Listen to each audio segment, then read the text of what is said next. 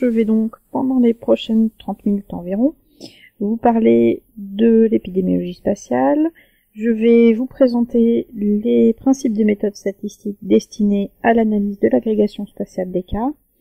Et je terminerai par une présentation des outils d'évaluation consacrés à ces méthodes. Et en particulier, j'essaierai d'en dégager les enjeux et la problématique.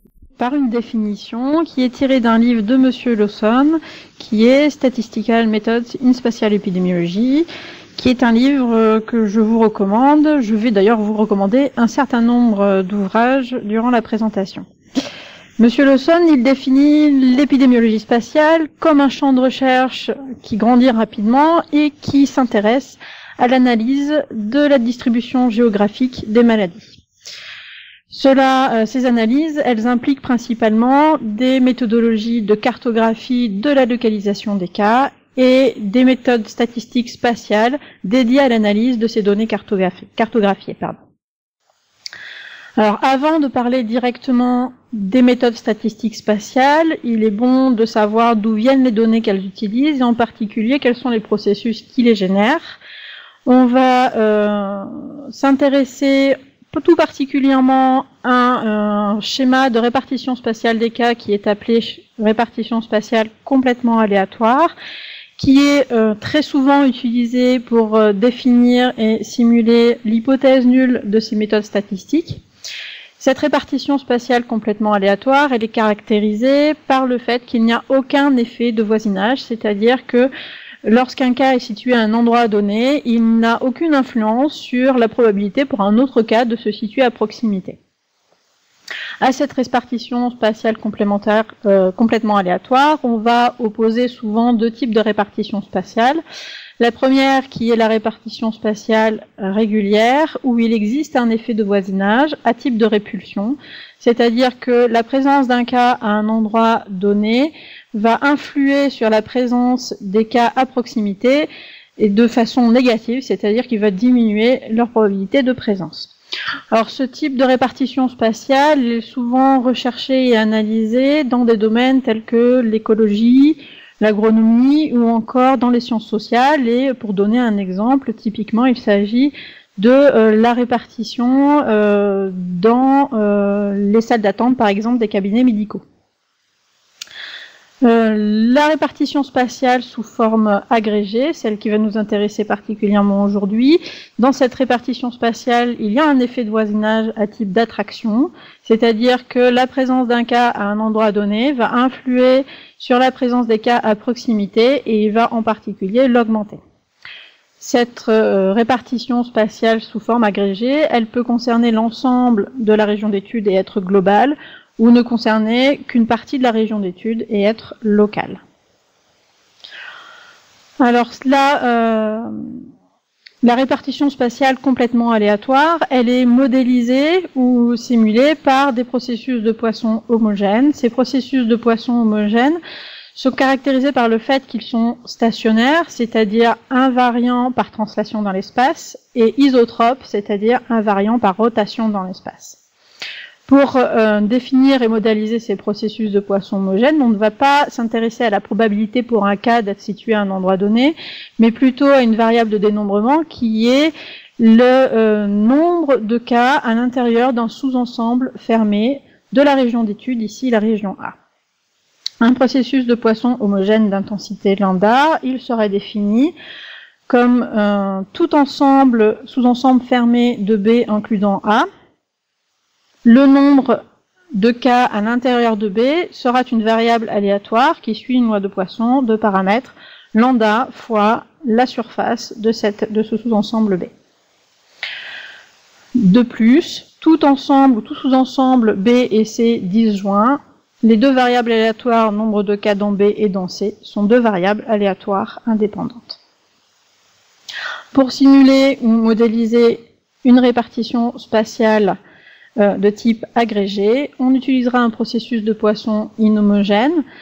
Cette fois-ci, l'intensité lambda ne sera plus une constante, mais sera définie par une fonction d'intensité qui sera intégrable pour tout sous-ensemble fermé dans A. et sera défini, donc pour tout sous-ensemble B dans A, le nombre de cas dans B suit une loi de Poisson de paramètres lambda B. Ainsi que pour tout sous-ensemble B et C disjoint, les variables aléatoires NB, NC sont deux variables aléatoires indépendantes. Donc à partir de là, on va revenir un petit peu à la question qu'on se pose, qui est, quand vous vous trouvez face ici à ce processus spatial de cas, vous cherchez à savoir en épidémiologie spatiale si ce processus est compatible avec souvent l'hypothèse nulle qui est d'une répartition spatiale complètement aléatoire, ou si vous faites face à une répartition spatiale de type agrégé. Alors évidemment, simplement sur cette image-là, on a plutôt tout de suite envie de dire qu'il y a des agrégats, et il est très facile de les situer, mais en épidémiologie spatiale, on s'intéresse aussi à quelque chose d'important, qui est la population à risque. Et les données qu'on étudiera, évidemment, c'est à la fois les données du processus spatial de cas, mais également la répartition spatiale de la population à risque. Les données, elles sont issues d'un système d'information géographique. Il est relativement rare de pouvoir disposer de données ponctuelles. Lorsque le système d'information géographique est capable de vous fournir ces données ponctuelles, cela concernera la plupart du temps les données des cas, qui seront recensées de façon exhaustive.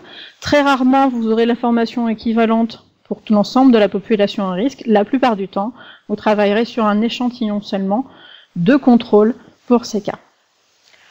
Le plus souvent, vous travaillerez sur des systèmes d'information géographique sur lesquels la région d'étude sera découpée en unités spatiales. Donc ici, vous avez donc un exemple complètement fictif, avec un découpage régulier. La plupart du temps, vous aurez des unités spatiales très irrégulières qui correspondront à des découpages administratifs de type les communes ou les zones postales ou encore n'importe quel zonage de découpage que vous pouvez, qui peut vous être fourni par l'INSEE par exemple. Donc dans sein de ces unités spatiales, on travaillera non pas sur la localisation des cas et de la population, mais sur des données de dénombrement qui vont représenter le nombre de cas et la taille de la population à risque dans chacune de ces unités spatiales. Et donc c'est sur ce type de données qu'on va travailler le plus souvent, et je vais vous présenter ici les statistiques spatiales qui sont dédiées à l'analyse de l'agrégation sur données groupées. La première branche de ces statistiques sont des statistiques descriptives, et il s'agit ici des techniques de cartographie de maladies. Donc vous avez, tout d'abord, je vous recommande un livre, celui de monsieur Toshiro Tango, Statistical Methods for Disease Clusterings, dans lequel il y a un chapitre entier consacré à ces méthodes de cartographie. Et vous voyez ici apparaître deux exemples de cartes que l'on obtient à partir toutes les deux de données groupées, et qui sont ici issus d'un article scientifique original, dont vous avez la référence là. Donc cette première carte ici est une carte qu'on appelle choroplète, qui est une carte qui est thématique, où chacune des unités spatiales de la région est coloriée en fonction de la valeur mesurée pour la statistique d'intérêt, qui est le plus souvent un SMR. Alors vous avez ici à droite deuxième type de carte pour laquelle ce sont des données ponctuelles qui sont représentées. Alors ces données ponctuelles, elles sont issues des mêmes données que pour la carte de gauche, c'est-à-dire de données groupées, mais par des méthodes d'interpolation ou de crigeage, on pourra ici représenter des zones de valeurs homogènes pour la mesure d'intérêt. Et ces zones seront séparées donc par des lignes qu'on appellera des isoplètes, qui correspondent à des valeurs égales pour cette mesure d'intérêt. La deuxième branche des statistiques spatiales, c'est les statistiques inférentielles, qui sont aujourd'hui classées de façon très reconnue dans le domaine, avec deux grandes branches. La première ici, qui concerne les tests ciblés, ou focus tests, qui cherche à détecter si, oui ou non, il existe une agrégation autour d'un point de source prédéfini, le plus souvent une source de pollution environnementale, à type incinérateur par exemple. Et la deuxième branche de test va concerner les tests généraux, ou general test, qui va étudier l'agrégation au sein de la région d'étude, sans faire d'hypothèse quant à la présence d'un point de source. Dans ces tests généraux, on va distinguer les tests globaux d'une part, qui vont étudier la répartition spatiale des cas dans leur ensemble afin d'éventuellement de détecter la présence d'une agrégation globale, et les tests locaux qui vont étudier la répartition spatiale des cas à la recherche d'une agrégation locale. Ces tests locaux, ils ont la particularité d'avoir une double conclusion. La première, c'est celle de localiser ces zones d'agrégation, et la deuxième, de leur apporter une portée statistique avec une inférence et une p-value. Donc je vais vous présenter les tests globaux. D'abord, donc pas tous les tests globaux, il y en existe de très nombreux. Seulement le test de Moran, qui est sans doute le père des statistiques d'autocorrélation spatiale. Ce test a été proposé en 1948 et donc il s'intéresse à une mesure d'intérêt qui est la proportion des cas dans les unités spatiales et en moyenne sur l'ensemble de la région d'étude. Son principe est de regarder et de comparer des couples d'unités spatiales les unes après les autres. Pour voir comment ça marche, il suffit de considérer successivement tous les cas de figure. Imaginez une unité spatiale I et une unité spatiale J. Si ces unités spatiales se ressemblent en termes de proportion de cas observés, et par exemple, si la proportion de cas observés dans ces unités spatiales est pour l'unité spatiale I et J supérieure à la moyenne des proportions de cas sur l'ensemble de la région d'étude, alors on verra que ces deux quantités ici seront positives, le produit de ces deux quantités positives sera une quantité positive, et ce couple d'unités spatiales participera de façon positive à la construction de la statistique globale. C'est la même chose si les unités spatiales se ressemblent, mais dans le sens où la proportion de cas observés est inférieure à la proportion moyenne sur l'ensemble de la région.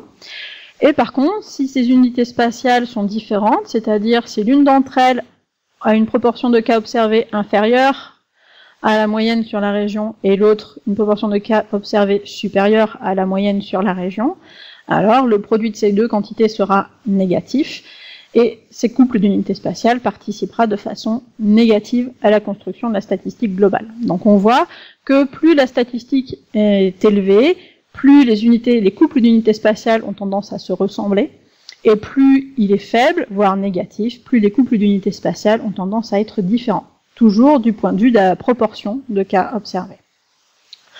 Alors évidemment, on ne va pas considérer tous les couples d'unités spatiales de la même façon.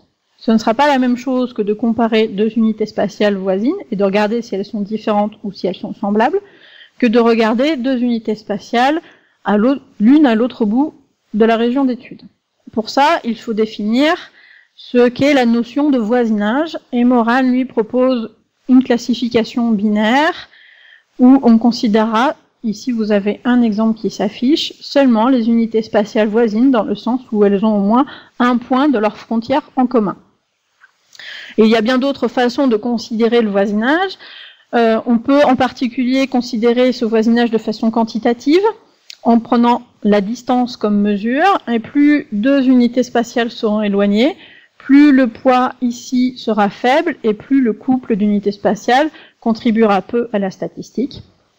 Et on a également une façon intermédiaire de considérer ces relations de voisinage en prenant par exemple une distance maximale. Au-delà de cette distance, toutes les unités spatiales à l'extérieur seront considérées comme n'étant pas voisines et le poids sera égal à 0. Le couple ne participera pas à la construction de la statistique et en deçà, le poids sera quantitatif, proportionnel à la distance.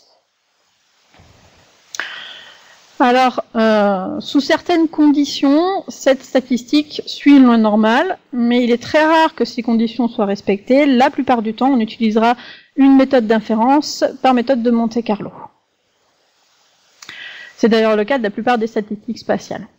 Deuxième branche des statistiques inférentielles spatiales, les tests locaux avec point de source prédéfini. Donc là aussi, le test, on va dire le test père de cette classe de statistiques inférentielles, c'est le test de Stone, qui a été proposé en 1988. Le principe de ce test, c'est de considérer les unités spatiales triées depuis l'unité spatiale source à l'unité spatiale la plus éloignée de la source. Et on cherchera à déterminer s'il existe un gradient de risque depuis cette unité spatiale source vers l'extérieur. Alors cette méthode a été critiqué de nombreuses fois dans la littérature depuis, et il y a une recommandation forte qui existe quant à son utilisation, qui est qu'il faut absolument l'utiliser en aveugle, c'est-à-dire il faut appliquer cette méthode sur un point de source prédéfini et non pas sur une zone à risque accru que l'on aurait préalablement identifiée sur une analyse des données. Si on fait ça, on s'expose au risque de voir ce qu'on s'attendait à voir et d'avoir des faux positifs. Dernière branche des statistiques inférentielles, les méthodes locales de détection d'agrégats ou cluster detection test, telles que vous le verrez dans la littérature anglo-saxonne. Il y a deux branches dans ces méthodes. Tout d'abord, les statistiques locales d'autocorrélation spatiale, qui sont en fait des versions locales des statistiques globales correspondantes, obtenues par décomposition de la participation de chacune des unités spatiales à la statistique globale. Ces méthodes sont caractérisées par le fait qu'il y a donc une statistique par unité spatiale, donc une inférence par statistique et une inférence par unité spatiale. Cette inférence est toujours obtenue par méthode de Monte-Carlo, et du fait de l'existence de comparaisons multiples, il faudra se poser la question de l'opportunité d'ajuster les p-values. C'est une question qui est encore débattue aujourd'hui. Certains auteurs recommandent de ne pas ajuster les p-values et de ne les considérer que de façon indicative, ce qui est un peu, on va dire, dommage du simple fait que les statistiques inférentielles sont là justement pour apporter une décision, mais peu importe. La deuxième branche de ces statistiques inférentielles sont les statistiques de balayage, dont la Geographical Analysis Machine, qui est sans doute la méthode qui a, à partir de laquelle se sont basées toutes les autres statistiques de balayage. Et aujourd'hui, la méthode la plus utilisée au monde est sans doute celle de Martin Kulldorff. On peut dire que à partir de là se sont développées beaucoup de méthodes de balayage. Elles fonctionnent toutes de la même façon. Elles vous proposent un agrégat potentiel parmi l'ensemble de tous les agrégats potentiels. Et l'inférence ne portera que sur cet agrégat. Il n'y a donc pas de problème de comparaison multiple pour ces méthodes. Alors voici comment elles fonctionnent. Il s'agit ici donc pour le scan spatial de Kulldorff de définir dans un premier temps toute la collection des agrégats potentiels possibles sur la région d'étude. Alors, Martin Kulldorff, il va définir un agrégat, comme ici un cercle, qu'il va centrer à un endroit particulier, et puis il va agrandir petit à petit le rayon de ce cercle pour définir différents agrégats potentiels, et puis il va balayer ce cercle sur l'ensemble de la région d'étude, et il va obtenir ainsi une collection de tous les agrégats potentiels. Pour chacun de ces agrégats, il va calculer une fonction de vraisemblance et un rapport de vraisemblance qu'il va maximiser, et la fenêtre qui maximisera ce rapport de vraisemblance sera considérée comme l'agrégat le plus vraisemblable, et c'est sur cet agrégat que portera l'inférence, qui se fera elle aussi par méthode de Monte-Carlo. Donc comment se construit cette fonction de vraisemblance? Donc pour chacune de ces zones Z, on va considérer la vraisemblance comme étant le produit d'une part de la probabilité d'observer un certain nombre de cas sachant cette zone ZI. Cette probabilité est définie ici. On voit qu'il s'agit d'une loi de Poisson. Et là, vous voyez le risque observé à l'intérieur de la zone et le risque observé à l'extérieur de cette fenêtre.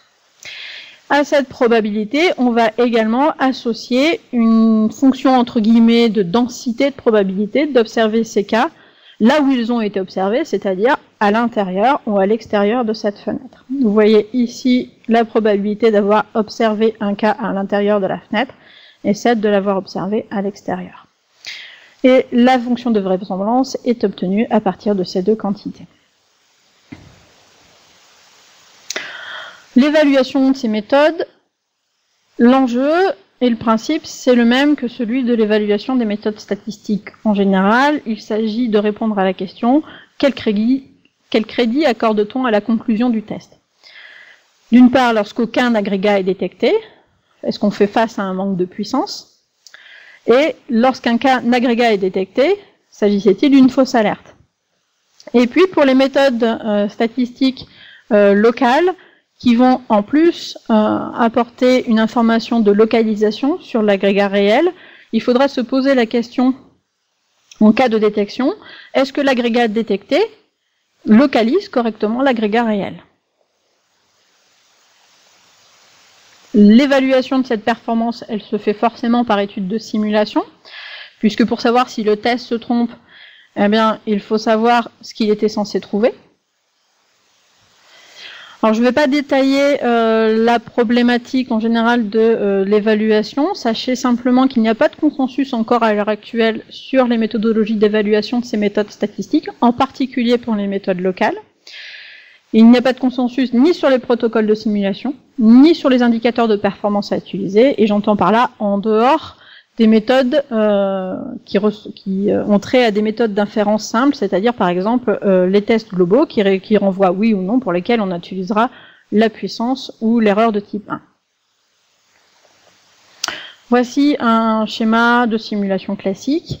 Vous avez ici l'ensemble des paramètres qui permettent de définir le scénario et qui sont fixés. Alors aussi bien le système d'information géographique qui est utilisé que les paramètres d'agrégation, avec le risque relatif à l'intérieur de l'agrégat, sa localisation, sa taille, et ainsi de suite. Et à partir de ce contexte, ou de la définition de ce scénario, on va pouvoir simuler un jeu de données qui sera soumis au test qu'on évalue. Ensuite, on récupérera des résultats bruts, soit détection, pas de détection pour les méthodes globales par exemple, ou alors en plus pour les méthodes locales, la localisation du ou des agrégats.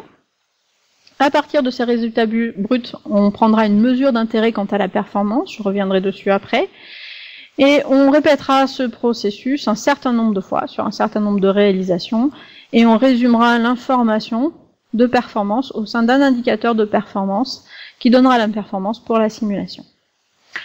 Alors des protocoles de simulation, il y en a de beaucoup plus complexes. Si vous cherchez à étudier l'effet d'un facteur, par exemple le risque relatif au sein de l'agrégat, sur la performance de la méthode, vous pouvez procéder de cette façon-là, c'est-à-dire faire autant de simulations classiques que vous aurez de valeurs pour ce facteur à évaluer. Vous pouvez également envisager d'évaluer l'effet de plusieurs facteurs sur la performance en utilisant des protocoles qui ressemblent à des plans factoriels, qui peuvent être complets ou incomplets. Et il y a également un dernier type de simulation, un petit peu plus complexe, qui va chercher ici à évaluer l'effet d'un facteur sur la performance, mais en prenant en compte l'éventuel phénomène de confusion engendré par d'autres paramètres. Et on peut donner un exemple. Le facteur étudié pourrait être le risque relatif, et on souhaiterait prendre en compte l'éventuel effet, par exemple, de la taille de la population à risque, qu'on peut prendre en compte simplement en changeant l'agrégat de position sur la carte. Pour faire cela, donc on va on va faire sur une seule simulation, répéter autant de réalisations que nécessaire, mais pour chaque réalisation, la valeur des paramètres que l'on souhaitera prendre en compte sera tirée au sort dans un sondage aléatoire. Comment on va mesurer cette performance? Alors il y a deux types de mesures d'intérêt pour chaque réalisation. Les premières vont s'intéresser à définir ou à caractériser les agrégats détectés. Vous avez ici représenté un exemple d'agrégat simulé auquel on superpose l'agrégat détecté. Une première mesure d'intérêt serait simplement de dire y a-t-il un agrégat détecté, oui ou non? Cette mesure d'intérêt sert à calculer la puissance usuelle. Et on peut également définir des puissances conditionnelles qui vont permettre de prendre en compte la performance de localisation, dont une des plus restrictives serait de ne considérer, ici comme valant 1, que les agrégats détectés qui se superposent parfaitement à l'agrégat simulé. Le deuxième type de mesure d'intérêt va concerner la caractérisation non plus des agrégats, mais des unités spatiales. Ces unités spatiales pourront être catégorisées selon qu'elles appartiennent à l'agrégat simulé ou non, et à l'agrégat détecté ou non. Et cela permettra de définir des vrais positifs, si l'unité spatiale appartient à la fois à l'agrégat simulé et à l'agrégat détecté, et des faux positifs, faux négatifs, vrais négatifs, etc. On pourra à partir de là utiliser toutes les mesures de performance qu'on connaît et qu'on voit habituellement dans l'évaluation des méthodes diagnostiques. Pour ne donner qu'un exemple, ici la sensibilité. La sensibilité sera le rapport des vrais positifs, ici en vert, sur les vrais positifs plus les faux négatifs, en orange. Il s'agira de la probabilité qu'une unité spatiale appartienne à l'agrégat détecté, si elle fait partie effectivement de l'agrégat simulé. On ne peut pas s'arrêter là, il faut, à partir de ces mesures d'intérêt prises pour chaque réalisation, calculer ou obtenir un indicateur de performance qui va résumer cette information. La statistique de résumé utilisée partout à l'heure actuelle dans la littérature, c'est la moyenne. Elle est parfois assortie d'un intervalle de confiance à 95%, jamais d'une mesure de variabilité. Et cette moyenne, il va falloir se poser la question de sur quel dénominateur va-t-on la calculer. Et en particulier, donc, que fait-on des réalisations qui n'aboutissent pas à la détection d'un agrégat? Alors il y a plusieurs attitudes, soit on considère qu'on ne les prend pas en compte, on ne calculera pas de mesure d'intérêt lorsque la réalisation n'aboutit pas à la détection d'un agrégat. Dans ce cas-là, on obtiendra une sensibilité moyenne, pour vous donner un exemple, égale à 60%, qui toute seule ne voudra pas dire grand-chose quant à la performance globale du test, parce que vous imaginez qu'elle peut aussi bien être associée à une puissance de 100% qu'à une puissance de 10%. Une autre attitude, afin de prendre en compte toutes les réalisations, et même celles qui n'aboutissent pas à la détection, c'est premièrement de considérer que s'il n'y a pas de rejet d'hypothèse nulle, il n'y a pas de détection et qu'il n'y a pas de positif. Donc à partir de là, on voit ici par exemple que la spécificité sera toujours égale à 1 quand il n'y a pas de détection. Là aussi, si on pousse un peu le raisonnement, on voit qu'on peut avoir des situations où l'interprétation devient un petit peu problématique. Et vous pouvez imaginer un test dont la puissance serait de 100% avec une spécificité parfaite, et un test dont la puissance serait de 0%. Là aussi, également, vous mesurez une spécificité moyenne égale à 1. Pourtant, on ne peut pas vraiment dire que ces tests ont la même performance. Dernière attitude, c'est de considérer, ou plutôt de ne pas considérer l'inférence. De calculer une mesure d'intérêt sur tous les agrégats potentiels, peu importe que l'inférence ait abouti au rejet ou non de l'hypothèse nulle. Enfin, il ne suffit pas d'étudier le comportement du test lorsqu'un agrégat est simulé, il faut également étudier sa performance lorsqu'il n'y a rien à voir, lorsqu'aucun agrégat ou lorsqu'aucune agrégation n'est simulée. On peut faire cela de deux façons, simplement de façon quantitative, en s'assurant que la proportion d'erreurs de type 1 est bien égale à la valeur alpha prédéfinie, ou également, en particulier, si on s'intéresse aux méthodes locales de détection d'agrégats, il faudra aussi penser à caractériser la répartition spatiale de l'erreur de type 1, puisque ces méthodes locales localisent les agrégats, et lorsque ces agrégats sont détectés à tort, on peut se poser la question de savoir si cette répartition est homogène sur la région d'étude, ou si elle est soumise, par exemple, à un effet de bord, comme c'est le cas ici. En conclusion, les méthodes statistiques en épidémiologie spatiale, c'est un domaine en développement rapide. Ce que je vous ai dit aujourd'hui aura probablement grandement changé dans quelques années. Ces objectifs sont variés. On a vu aujourd'hui les méthodes d'analyse de l'agrégation spatiale et les méthodes de détection d'agrégats. Mais on a laissé de côté tout un pan des statistiques spatiales qui vont concerner par exemple les analyses écologiques ou encore la modélisation spatiale des maladies infectieuses. Et enfin, les méthodologies d'évaluation des statistiques spatiales, elles utilisent des outils classiques lorsque ceux-ci sont adaptés, comme la puissance et l'erreur de type 1, mais également des outils dérivés de l'évaluation des méthodes diagnostiques, en sachant que l'adaptation de ces outils à cette problématique des méthodes locales de détection d'agrégats est encore aujourd'hui loin d'être terminée et que c'est encore un domaine qui est en chantier. Je vous remercie beaucoup pour votre attention.